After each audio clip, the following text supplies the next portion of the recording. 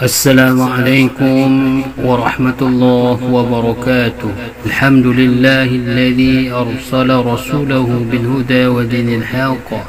أشهد أن لا إله إلا الله وحده لا شريك له، وأشهد أن سيدنا محمدا عبده ورسوله. أما بعد. Hadirin kaum muslimin rahimakumullah, perjumpaan Jumat kali ini kita membahas dengan tema janji Allah Ta'ala, penyakit akan dijauhkan bagi orang-orang yang memakmurkan masjid-masjid Allah.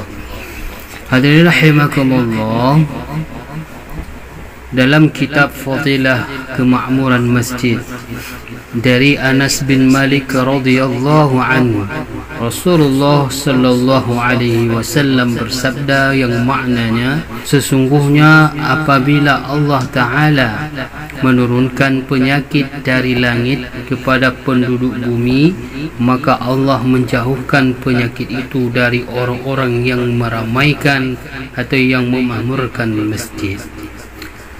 Kemudian dari Anas bin Malik radhiyallahu anhu, Rasulullah sallallahu alaihi wasallam bersabda, apabila Allah menghendaki penyakit pada suatu kaum, maka Allah melihat ahli masjid lalu menjauhkan penyakit itu dari mereka.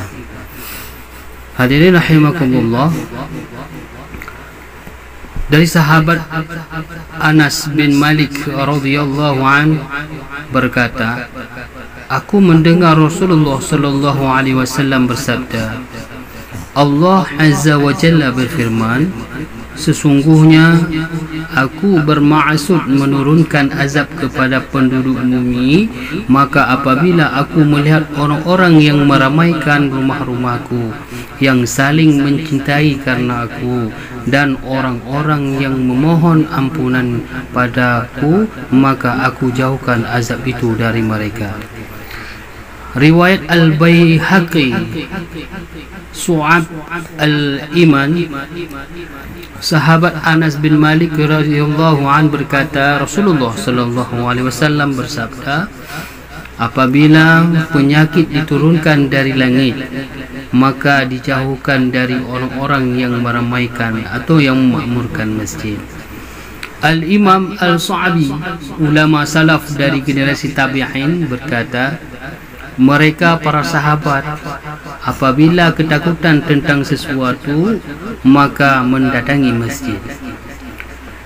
Al-Baihaqi, Su'ab Al-Iman, juz 3 halaman 84, beberapa riwayat mengantarkan pada kesimpulan bahawa dalam situasi wabah dan virus yang mengancam masyarakat ini, umat Islam dianjurkan semakin rajin ke masjid.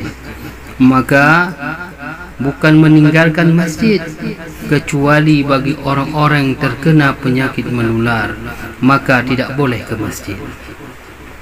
Hadirin rahimakumullah, datangi rumah Allah, makmurkan masjid Allah, salat berjamaah 5 waktu dan ta'lim.